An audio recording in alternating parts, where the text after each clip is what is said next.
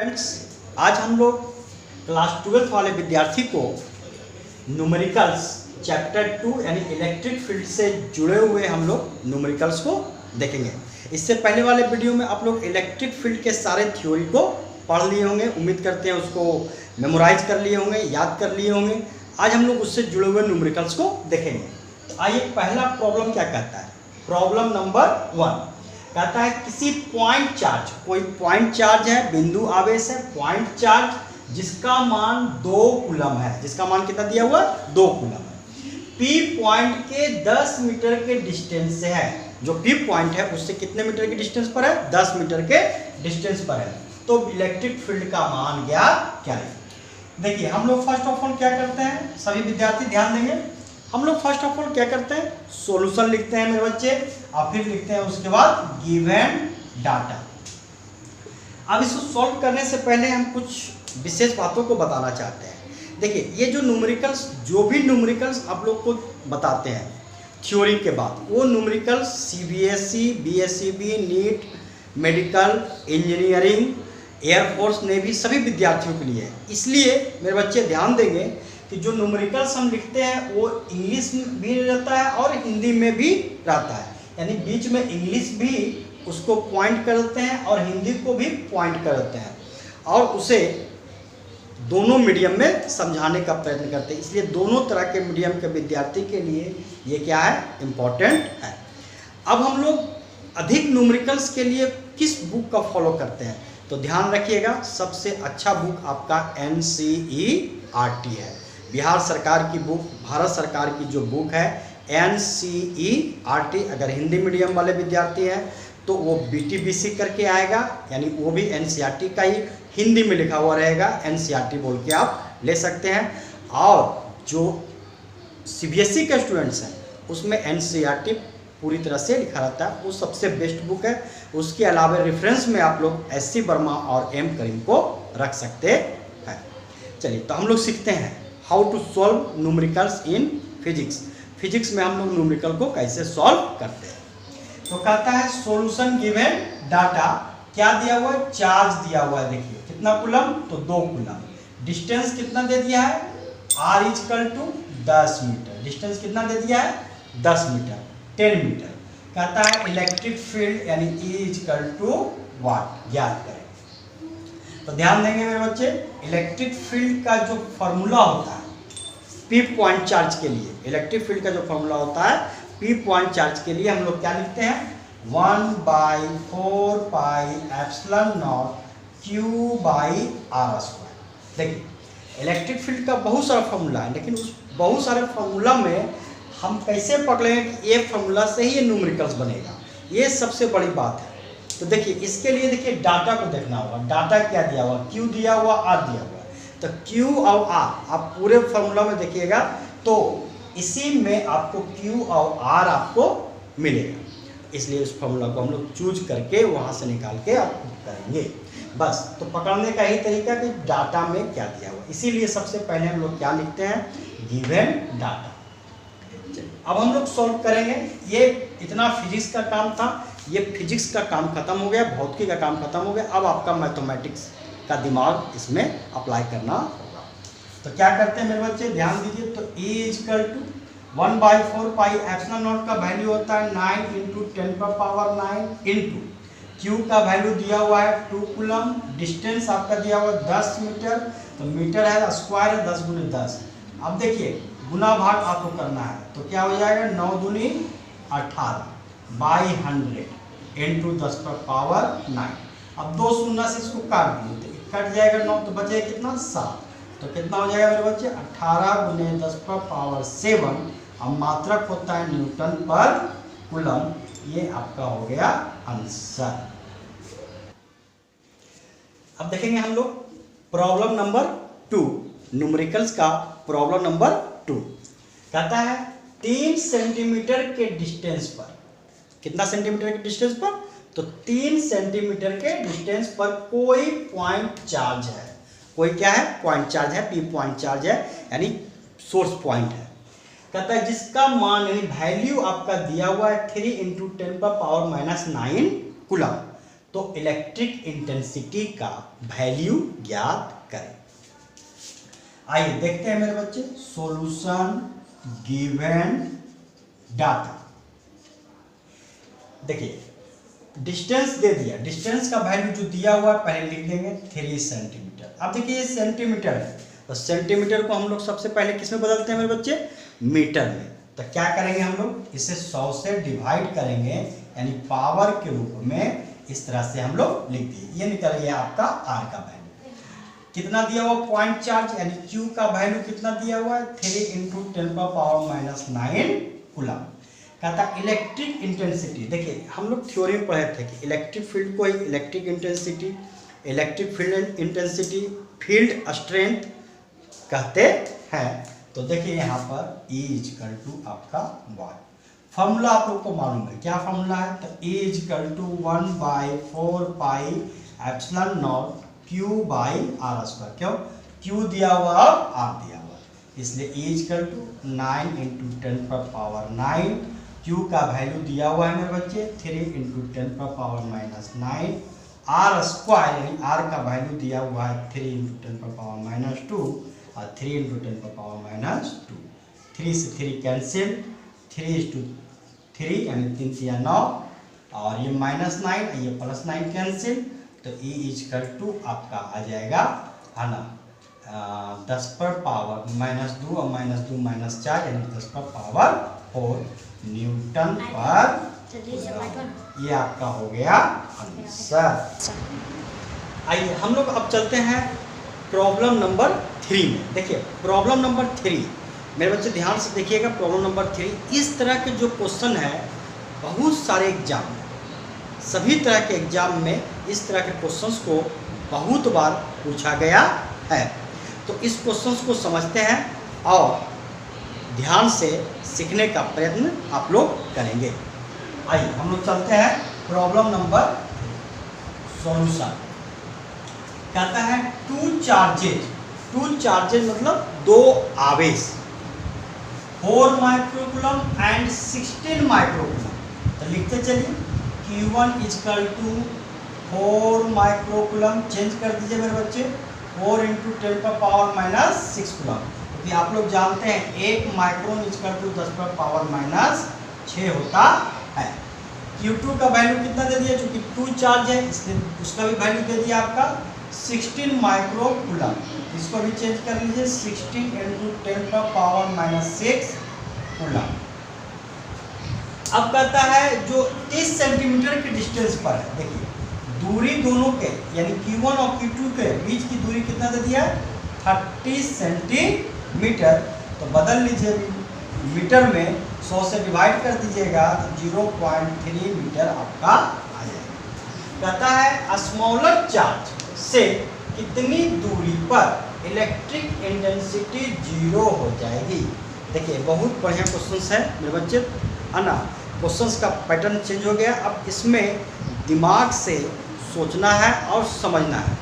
कहता है देखिए यहाँ पर यही 2 चार्ज है, एक Q1 और दूसरा है Q2।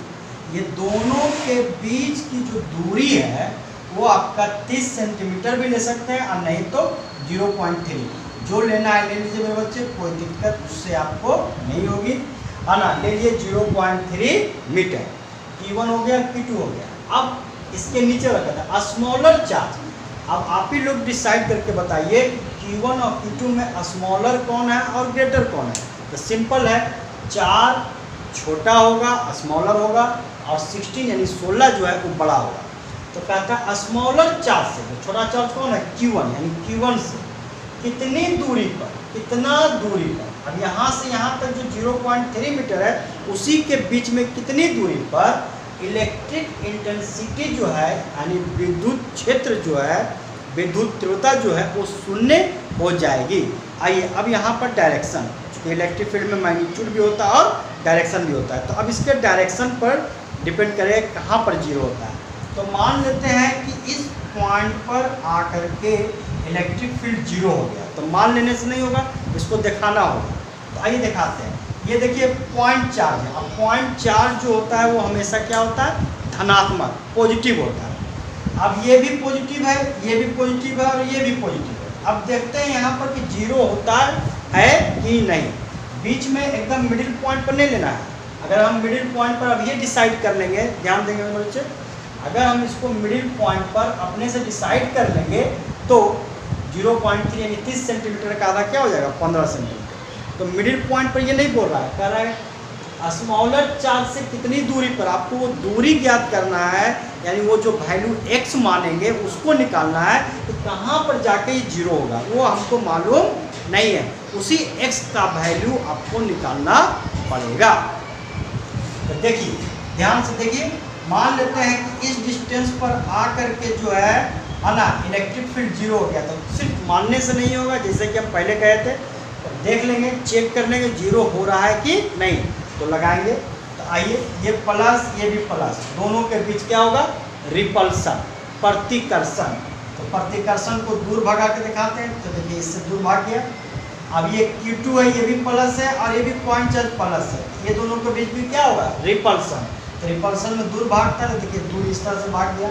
अब देखिए इसका डायरेक्शन इधर है, इसका डायरेक्शन इधर है, एक दूसरे को क्या कर दिया कैंसिल, यानी इसका इलेक्ट्रिक फील्ड इसके इलेक्ट्रिक फील्ड, दोनों का इलेक्ट्रिक फील्ड क्या हो गया जीरो। यानी कि ध्यान देंगे मेरे बच्चे, दोनों का डायरेक्शन अपोजिट होने के कारण यहाँ पर का इलेक्ट्रिक फील्ड क्या हो गया जीरो हो गया, है ना। Q1 लगाया तो मान लिए वो इलेक्ट्रिक फील्ड E1 है, Q2 लगाया वो इलेक्ट्रिक फील्ड E2 है, दोनों का मैग्नीट्यूड सेम है लेकिन डायरेक्शन क्या है अपोजिट। तो हो गया विद्युत क्षेत्र का मान शून्य, इलेक्ट्रिक फील्ड E बराबर जीरो। तो इसका मतलब ये हो गया कि इसके अंदर ही कहीं, दोनों के लाइन ज्वाइनिंग में ही कहीं, है ना, इसी रेखा के अनुदिश कहीं पर ये क्या होगा जीरो होगा। तो जीरो होगा तो डिस्टेंस क्या मान लिया हम लोग x मान लिया। अब चलिए यहाँ पर ये जीरो हो गया, तो अब हम लोग निकालते हैं। देखिए तो E1 इधर लगा था, तो E1 इक्वल टू क्या हो जाएगा 1/4 पाई एप्सिलॉन नॉट, इस पर लगा रहा है ना। Q1 इसका डिस्टेंस क्या लिया है तो x, तो हो जाएगा x स्क्वायर, क्योंकि होता है r स्क्वायर इसलिए हो जाएगा x स्क्वायर। E1 निकल गया। अब Q2 भी तो लगा रहा है, Q2 का देख लेते हैं। E2 इक्वल टू, है ना। अब देखिए यहाँ से डिस्टेंस x माने तो ये कितना बच गया होगा मेरे बच्चे, इसका डिस्टेंस निकाल लेते हैं इस पॉइंट चार्ज से। तो यहाँ से इतना है x और टोटल है 0.3 मीटर, तो ये बचा होगा कितना, तो ये बच गया होगा 0.3 माइनस x मीटर। इसमें मीटर, सेंटीमीटर लेते तो सेंटीमीटर, मीटर लेते तो मीटर, उससे कोई दिक्कत नहीं है। तो हो जाएगा 1/4 pi epsilon not Q2 by 0.3 minus x का होल स्क्वायर।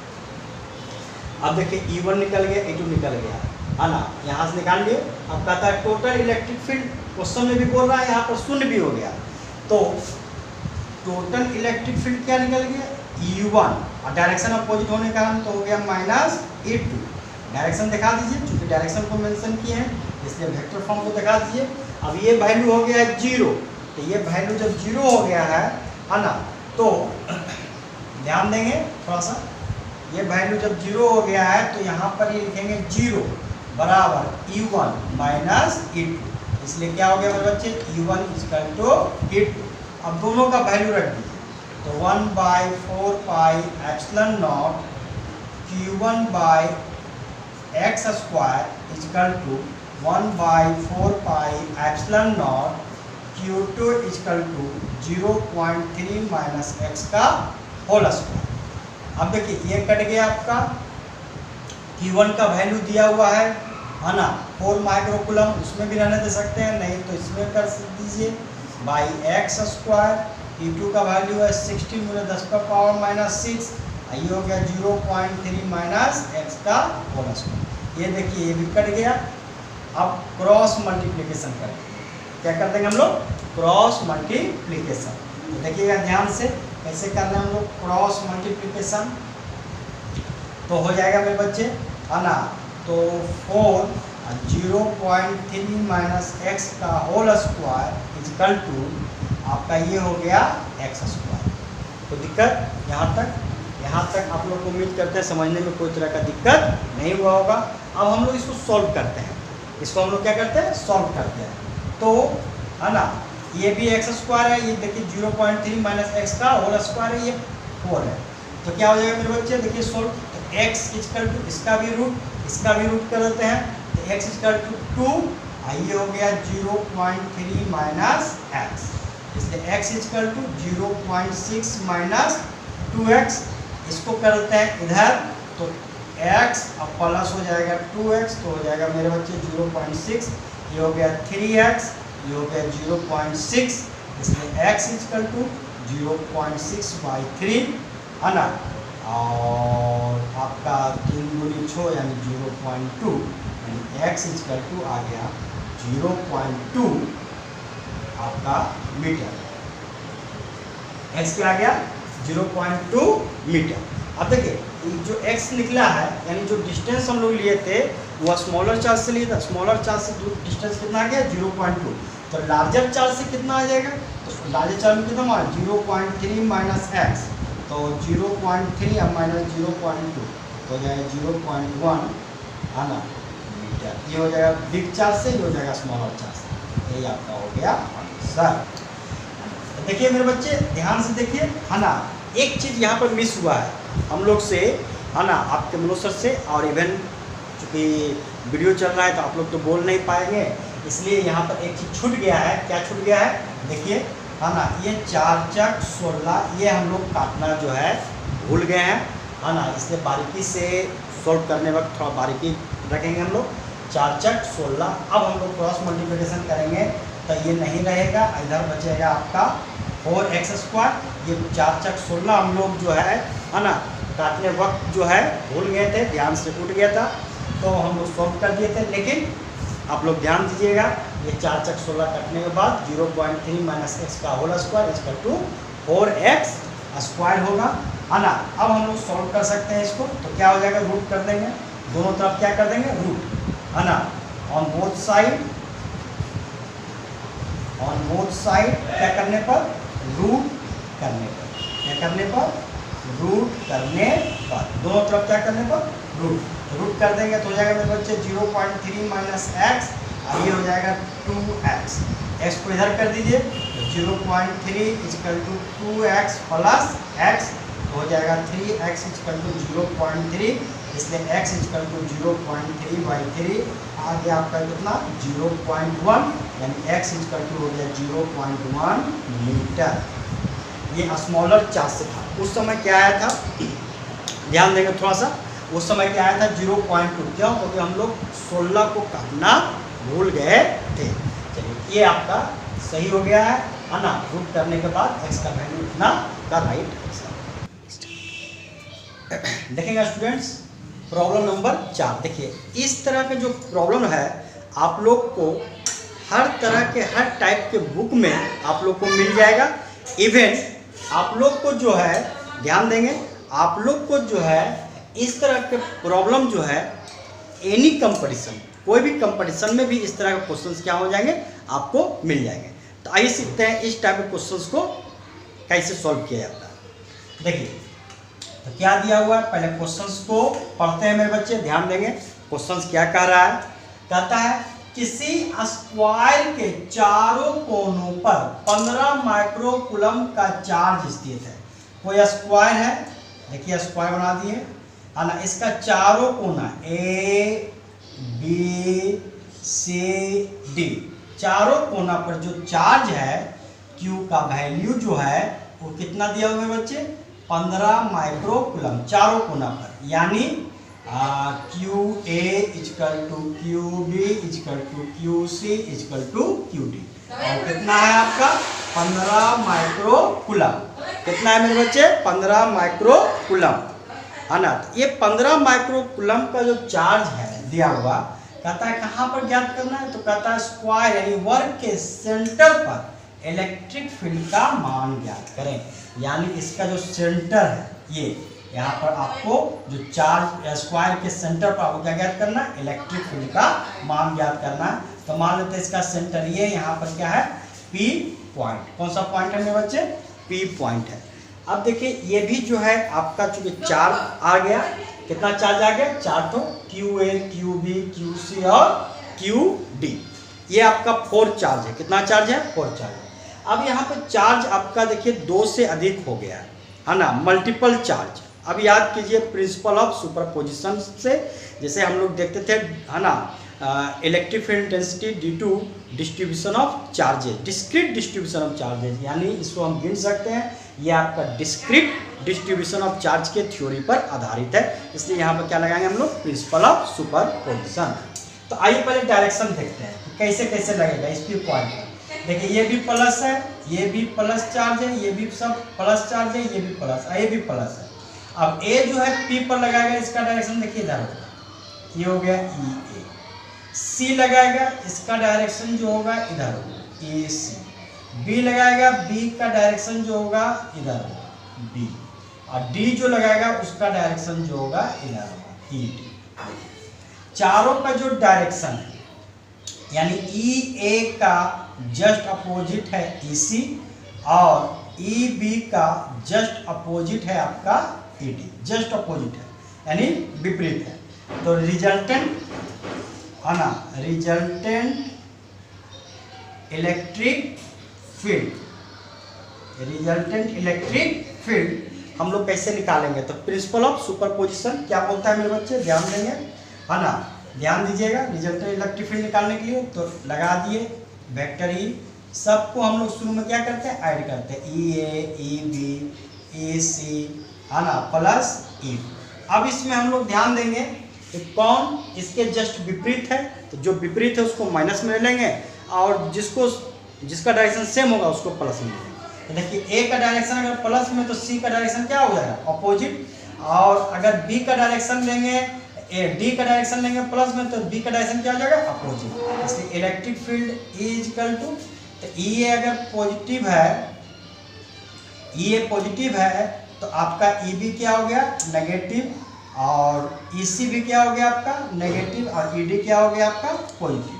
तो देखिए 2 पॉजिटिव और 2 नेगेटिव। अब प्रत्येक का वैल्यू, क्योंकि प्रत्येक का चार्ज सेम है, डिस्टेंस क्या मान लेते हैं, आर है ना, इसका भी आर, क्योंकि साइड आपका जो भी दिया रहे, लेकिन डिस्टेंस क्या माने हम लोग, आर। साइड मान लेते हैं ए, लेकिन यहाँ से यहाँ तक का डिस्टेंस क्या मान लिए, आर। तो चारों, इसका भी आर तो इसका भी आर, इसका भी आर तो इसका भी आर, यानी डिस्टेंस भी सेम है।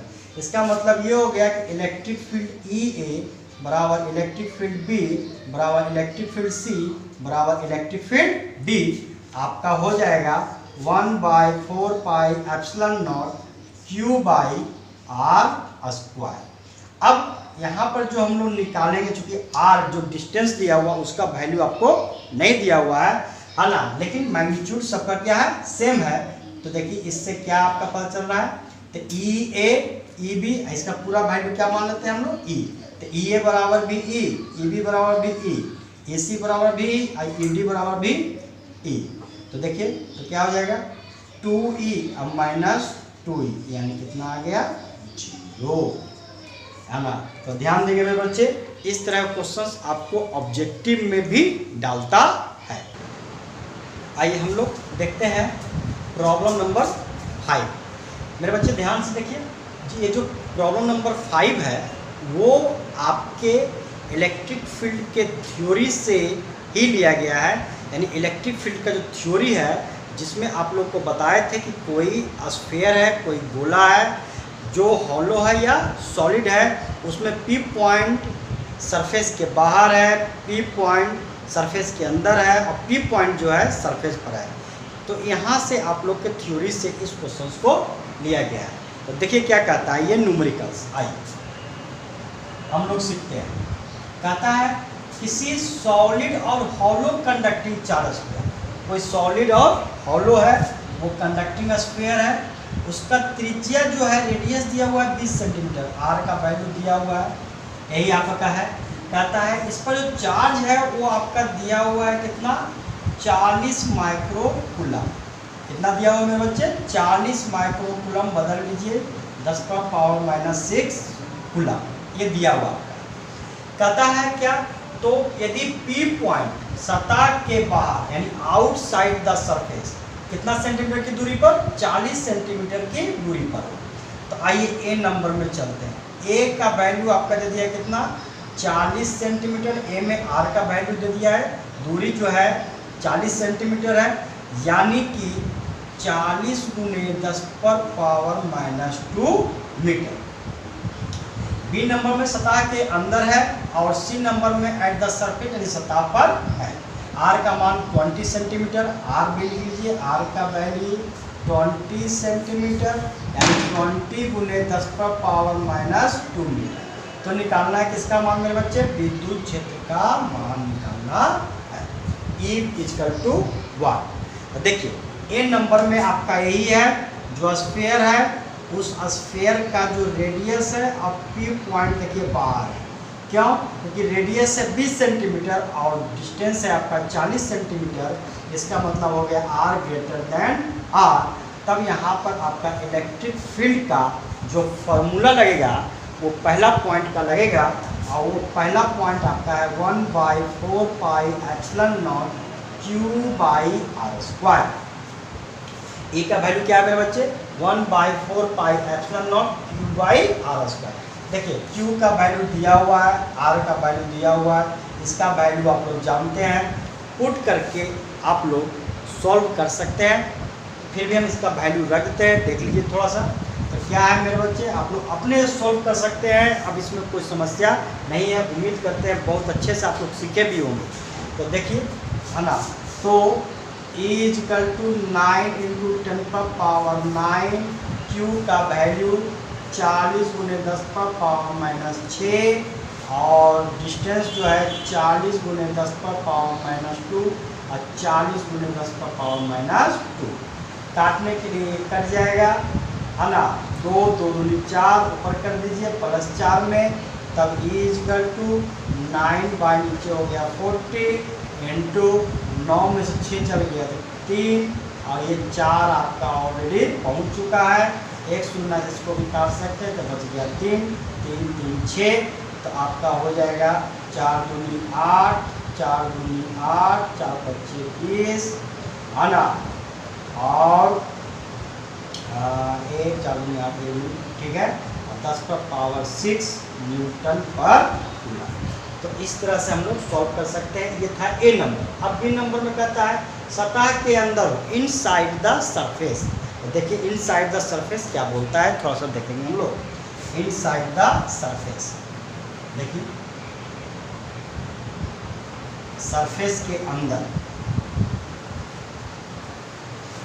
बी नंबर में आपका है इनसाइड द स्फीयर, स्फीयर के अंदर। तो यही आपका गोला है, स्फीयर है, ये रेडियस है, ये P पॉइंट है। इसका मतलब ये होगा कि रेडियस बड़ा हो गया किससे? डिस्टेंस से। तब यहाँ पर इलेक्ट्रिक फील्ड का मान क्या होता है मेरे बच्चे?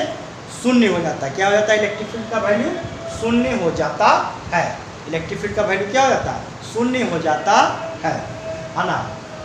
तो ये बी नंबर का हो गया। सी नंबर में आप लोग देख सकते हैं, सी नंबर में क्या कहता है? At the surface, at the surface. आप लोग देख सकते हैं सी नंबर में कहता है एट द सरफेस यानी सतह पर हो। यही आपका गोला है, ये रेडियस है और ये आपका P पॉइंट है। यानी कि यहाँ पर इलेक्ट्रिक फील्ड का वैल्यू हो जाएगा 1/4 पाई एप्सिलॉन नॉट Q/r²। तो रेडियस आपका दिया हुआ है ना, 20 सेंटीमीटर, 9 × 10⁻⁹।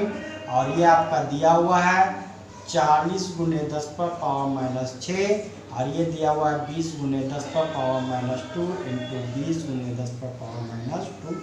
काटने के लिए बच्चे 20 गुने 40 है ना, 10 से कट गया आपका है ना। अब आपका हो जाएगा 10 हो गया। चलिए तो गुना कर दीजिए। तो A = कुछ छूटे नहीं मेरे बच्चे, ध्यान से देखें, कुछ छूटे नहीं है ना। आप अपने से भी सॉल्व कर सकते हैं बहुत अच्छे से घर पर। इतना आप लोग फार्मूला जो है बढ़िया से देख लीजिए है ना, और अपने सॉल्व कीजिए। न्यूमेरिकल्स को मेरे बच्चे ध्यान रखेंगे, अपने से सॉल्व करने की चेष्टा करेंगे। और जो न्यूमेरिकल्स नहीं समझ में आए उसे ज़रूर कमेंट बॉक्स में जा कर के लिख करके हमें बतलाने का कष्ट करेंगे। तो है ना, तो हो जाएगा 9/10 इंटू 2 दूनी 4 और ये हो गया आपका 10 पर पावर 3 इंटू 10 पर पावर 4। एक शून्य से काट दिए 3 3 6 यानी 9 गुने 10 पर पावर 6 न्यूटन पर। ये आपका हो गया राइट आंसर। तो मेरे बच्चे, ये था आपका न्यूमेरिकल्स इलेक्ट्रिक फील्ड से जुड़ा हुआ। उम्मीद करते हैं आप लोग काफ़ी अच्छा पसंद आया होगा। आपका मनोज सर।